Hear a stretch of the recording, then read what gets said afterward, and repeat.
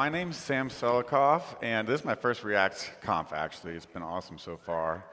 And my talk is called React Unpacked, a roadmap to React 19. But as you just saw, there's a ton of features in React 19. And since I only have 20 minutes, really, today to play, we are going to basically focus on actions. And also because I'm the last talk before lunch here, I figured it would be more fun to just do some live coding. So we're going to take a look basically at what Andrew was talking about this morning and see how some of these new action APIs work. So this should be fun. Let's see here. OK. So is that big enough? Let's see, maybe one more. A little more space. OK, so this is the demo that we are looking at. Pretty simple app right here on the right. We have a little debug toolbar down here with kind of the server-side state. So we have a value for how much stock the t-shirt has. We have a description right here. And I can expand some details for the shirt. And if I go ahead and refresh, I reset the cart down to 0. I can click Add to Cart. We see some pending UI right here, and then we get a refresh. And I can refresh this down here. And if we make this down to 0 and I click Add to Cart, we get a refresh, and we see an error because we can't add anything else to the cart. So pretty simple UI. And right now, this is built all with client-side, typical React 18 APIs. Nothing fancy going on here. I have a little use query hook. It's probably similar to data fetching hooks you all have used. It gives us the data right here. If we don't have it, we render an initial spinner on load. And then we show the details. We have a little form right here. And then we have a submit handler right here. So handle add to cart, just a little event handler. It's going to prevent default. It sets some pending state to true. That's what renders this spinner. And it makes an API request here to add to cart. So these are just hitting API routes. Same with this one right here. And once that comes back, if the JSON is OK, we go ahead and call revalidate. That's bound to our query, so that's why this cart updates when we click this. And if it's not, if there was an error, we set some React state called error, and that's what shows this. Once we're down to 0, we hit add to cart, and we see our little error. So pretty standard stuff. We've probably all written a lot of React code that looks like this, and I want to talk about some of the things in React 19 that address some of the issues with this code. So there are some issues with this code. What do you think I should do to highlight, to reveal those issues? Any ideas? What should I do to break my app? How would you break my app? Let's just try pressing the button a couple of times. That's usually how you break most React apps, right? OK, that's pretty strange. Let's look at that again. I'm going to go ahead and refresh. I'm going to add two items to the stock right here. And let's press it twice. 1, 2. OK, so it goes from 6, and then the pending indicator goes away, and then it shows 7. So we have a little bit of a race condition in our event handler. Once the first submission goes through, this line gets called, and it flips the pending indicator false. But there's another one going out, and it calls revalidate, which causes that update. So if we go up to 2 here, and I press this 3 times, 1, 2, 3, we're going to see a similar kind of race condition-like behavior here. So historically, this kind of async behavior, these async submissions, event handlers, React hasn't really had anything as part of its first-class APIs to help us sort these sort of race conditions out. And this is exactly where actions come in. So the first API we want to look at here is start transition. And you may have heard of start transition because it's been in React for a while. We can take this handle add to cart, and let's bring in start transition from React. So I'm going to wrap this whole thing in start transition. Now, we have a problem here, and that's we have these awaits. This is an async event handler. And again, if you've used start transition because it's been in React for about a year, you may not know what to do here. But React 19 is introducing async support for transition. So we can actually pass in an async function to start transition, and this creates an action. This is what an action is. And so if I save this, let's come back, add to the stock here, and see how the behavior changed. I'm going to click this once, and let's just see what happens. Okay, so we get from 9 to 10. We lost the pending indicator, but it seemed to work. Let's add 2 and click this 1, 2, 3 times. So we don't see any pending indicators, but we also dropped the stale updates to the UI.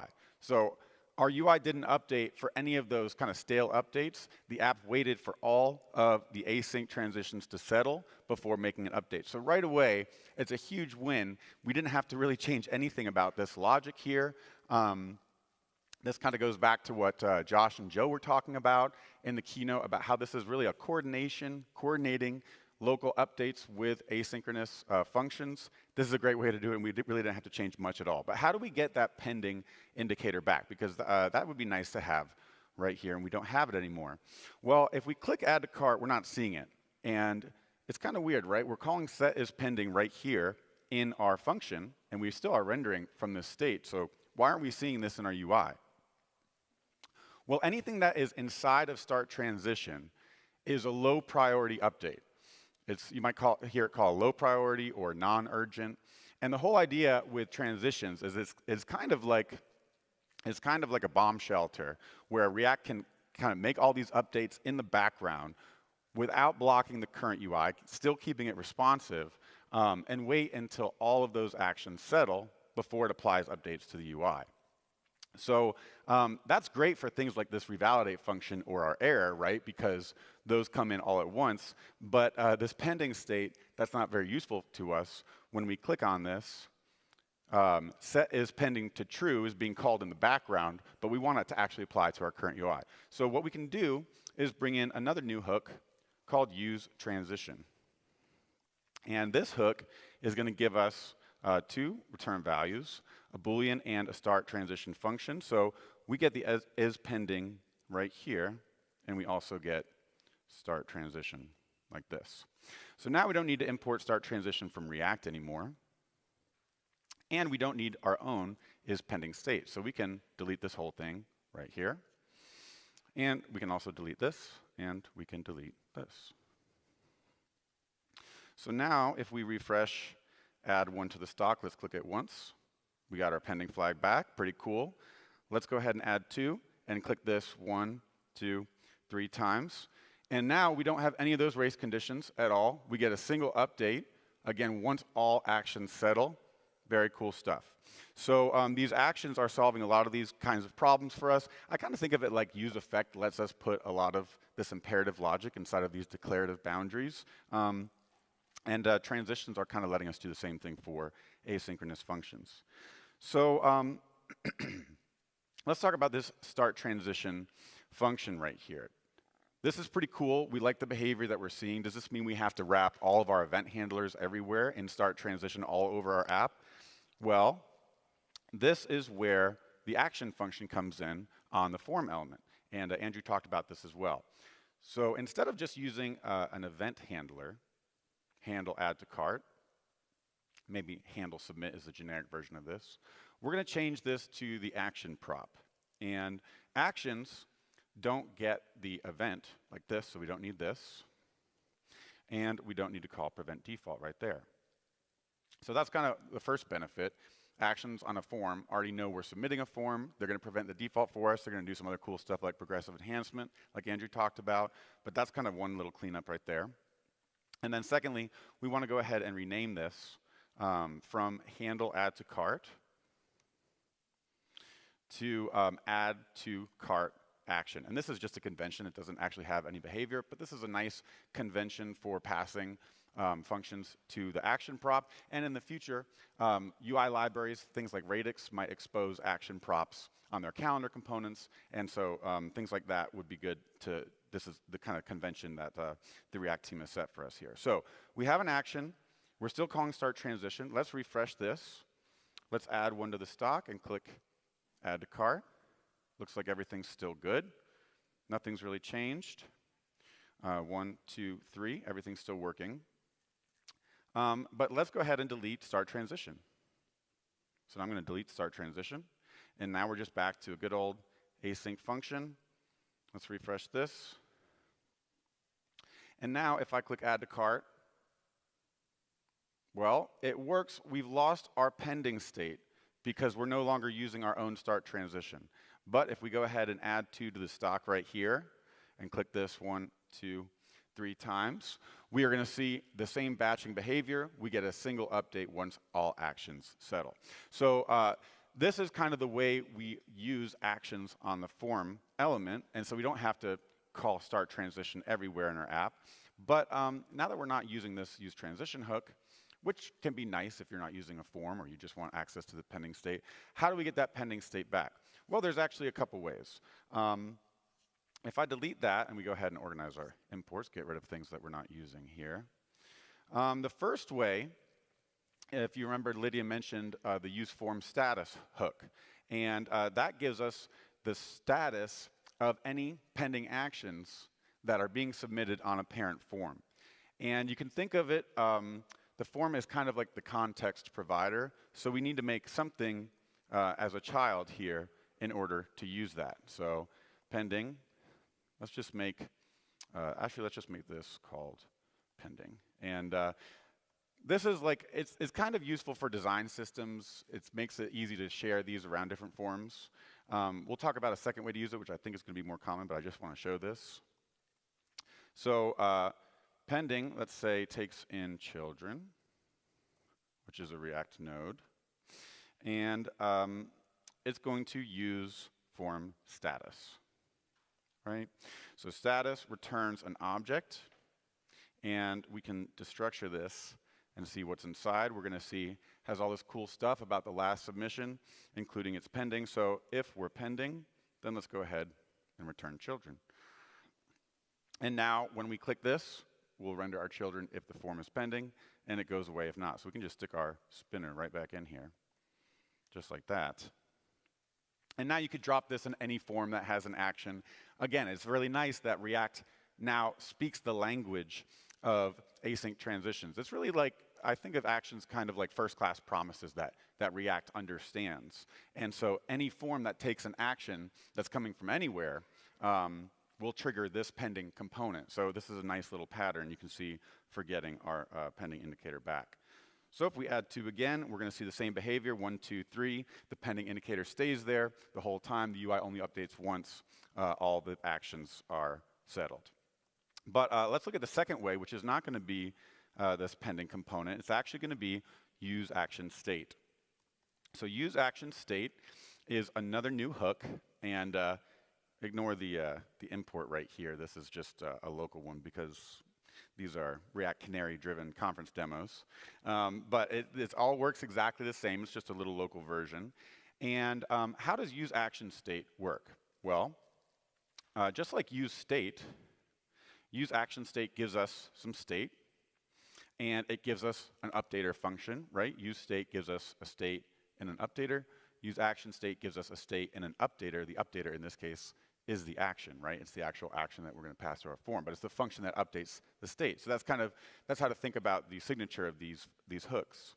And the third thing it gives us is pending. So how do we actually use action state? Well, we just pass in an async function, and we just move all this stuff right up here. And let's go ahead and call this action add to cart action. We're just going to rename this. Just like use state, we can name this whatever we want. So we're still passing it in right here. All we've done is use the return value of use action state. And now if we use is pending to show our spinner, we should get back to where we had at the beginning. So is pending. Let's add some to our stock. 1, 2, 3. Pretty cool. Back in business. So I think use action state, and there's the update. I think use action state is going to probably be a pretty common way that you will get a hold of the action within, like your main routes and your main page components. Use the is pending state for some feedback in the current UI.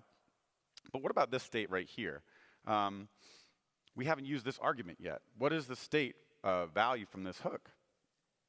Well, this is actually whatever our action returns. It's the return value from the last submission of this action.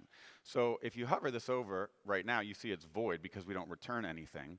It kind of is easiest to see if you just return something here and you look. This is going to be a string. And on the first render, if we just log this and I just pop open this console right here, the first render is actually undefined because what is the last return value of your action submission when you first load the page? Well, it hasn't been submitted yet, so it's undefined. And that's actually what this second argument is for right here, to use action state. So you could say ABC right here, right, DEF.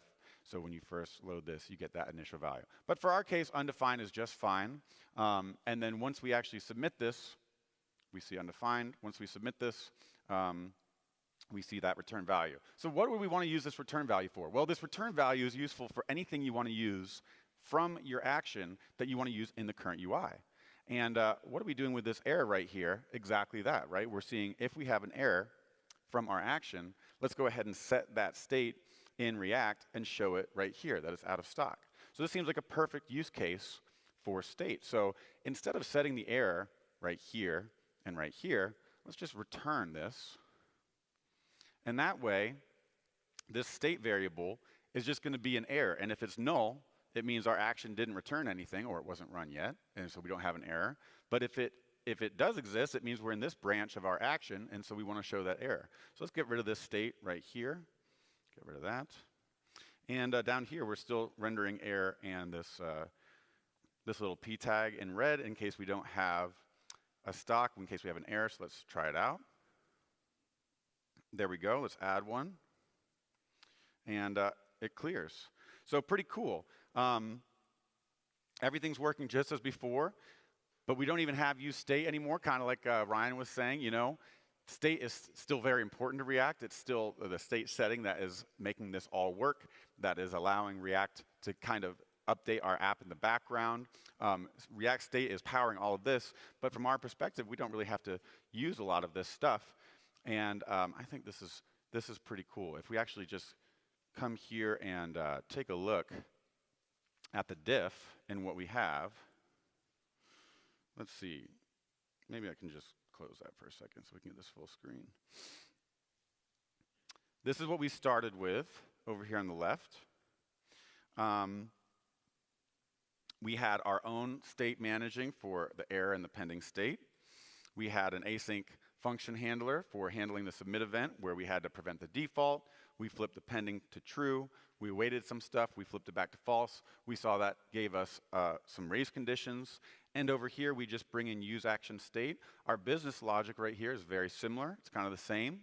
You can kind of squint and see that's really the important stuff. That's the meat of what our application's doing. But we've delegated the error handling, the pending, and the action behavior, again, with some added benefits like progressive enhancement, the hydration stuff that Andrew was talking about, just by switching this from on submit to action. And not only is this the refactor, and the code, I think, reads a lot better, it's actually, it performs better. It doesn't have those race conditions that we saw in the beginning. So that's pretty awesome. And again, just like Andrew said, actions were first introduced kind of in the React ecosystem through server actions and server component frameworks like Next, but everything we just saw is all client actions. So we're all in client land. That means all of these features are useful for any React app out there. They work for any React app. So that's pretty awesome. Cool. So this is kind of like a nice recreation of our initial UI using use action state. And we have a little kind of pessimistic UI right here, right? We don't show any updates. We show the user something's happening, and then we re-render once everything's happened. What if we wanted to show an optimistic update? Well, there's another hook called use optimistic.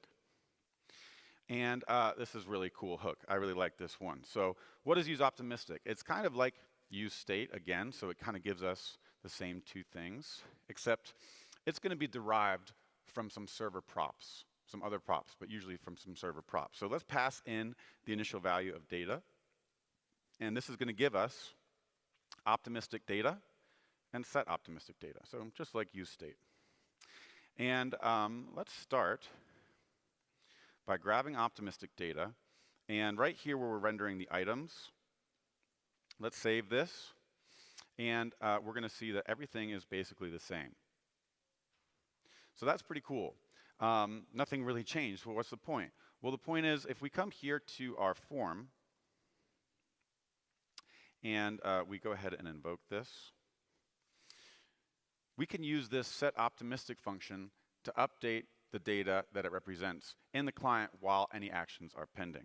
So let's just actually call set optimistic data.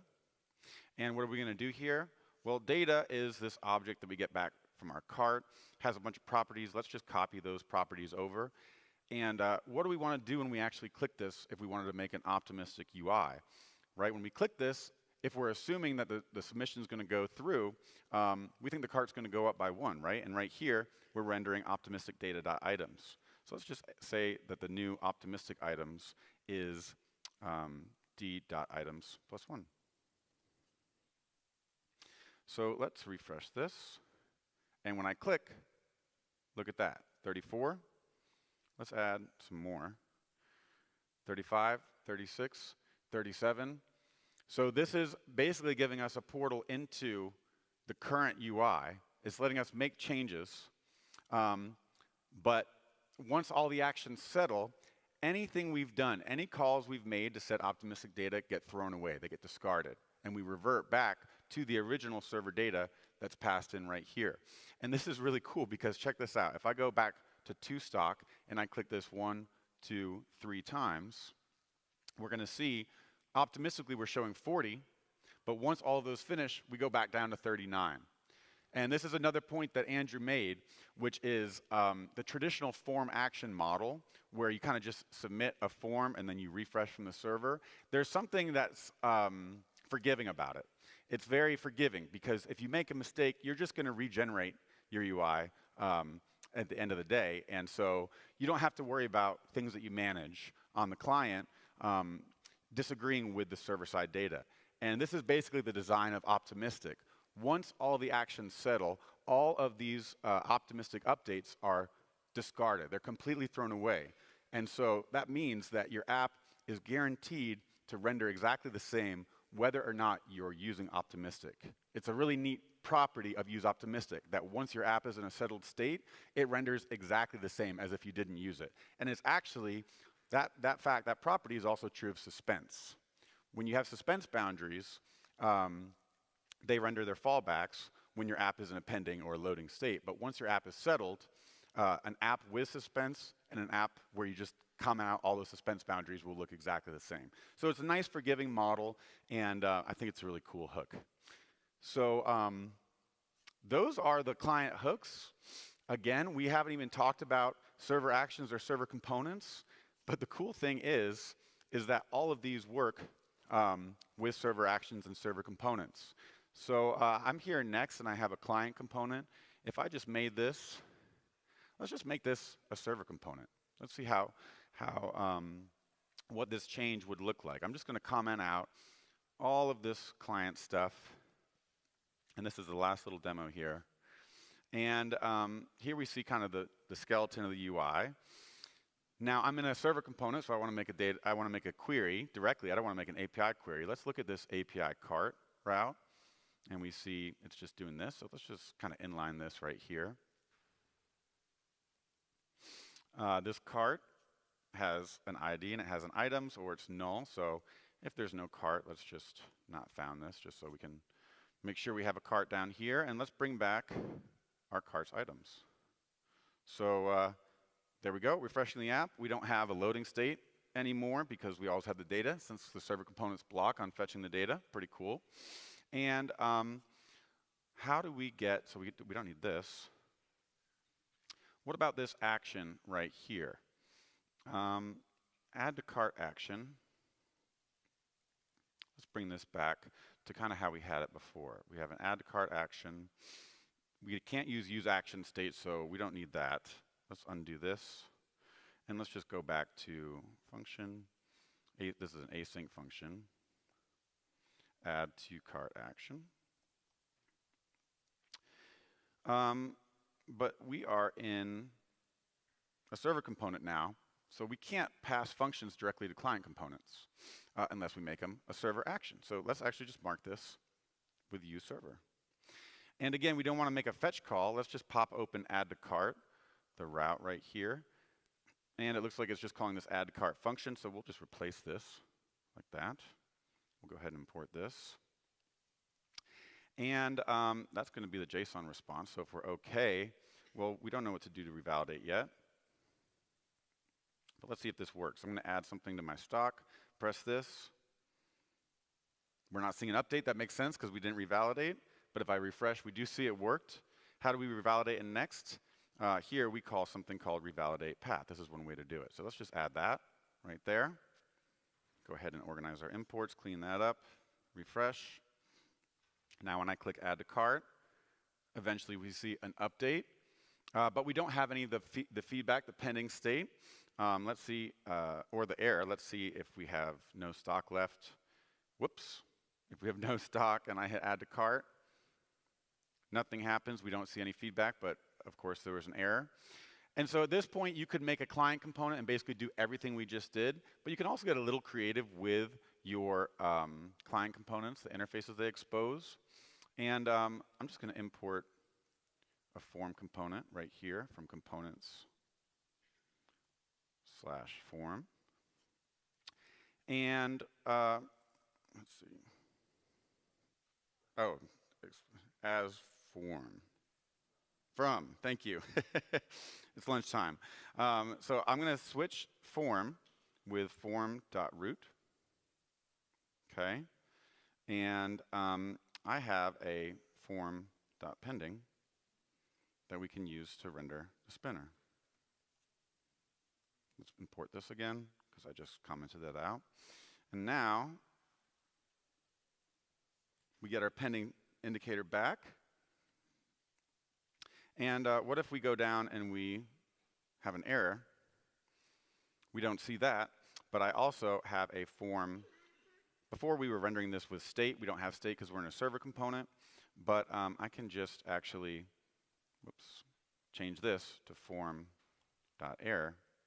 And I'm not going to render the error in here. I'm just doing that kind of inside of this component. But there's the error. And so now I can refresh. I can add 2 to the stock, press this 1, 2, 3 times. We're going to see exactly the same behavior as before. We only get a single update. We get the error, we get the pending state, but now we're in kind of server component land. And this is a server component with a server action. It's powering this entire UI. Pretty cool stuff, I think. I love seeing that React now speaks this language of actions. It works on client React, it works in server React. Actually, this form action doesn't even know whether you're passing it in a client action or a server action. I think that's pretty awesome. And basically, just like suspense decoupled the loading state from our code and decoupled it and basically delegated it to React so that we could write more composable loading states. Error boundaries did the same thing for error handling. It decoupled the error handling from our code so that it could compose in the React tree. Actions do exactly the same thing for our pending states. And if we look in this form code, components form, we're just going to see all the stuff that we just saw. We're just using action state here. So again, this coordination problem, we just ask React for the action state. It's going to tell us here whether it's pending or not. Here's the last state. Actions let us decouple and compose our code while being able to delegate the is pending state up to React, just like suspense and error boundaries did for loading and error states. So I'm pretty excited to see how actions kind of percolate through the ecosystem. I think they're going to unlock a lot of unexpected ways that different libraries will work together. You know, when hooks first came out, I mean, use effects and use state, I mean, they were cool, they're fun to write, but these days, we really don't write a lot of use effects ourselves because it's all tucked inside a library code. And it really opened up quite unexpected ways for different libraries to work together. You know, when use effect came out, I didn't know I'd be able to use Spring from Framer Motion to animate a dialogue from Radix that was created with a portal. And I think in the same way, these actions, now that React speaks this language, is going to open up a ton of cool stuff and a ton of novel ways that libraries and components will be able to work together in very unexpected ways. So I'm pretty excited for that, and that's my talk. Thank you so much.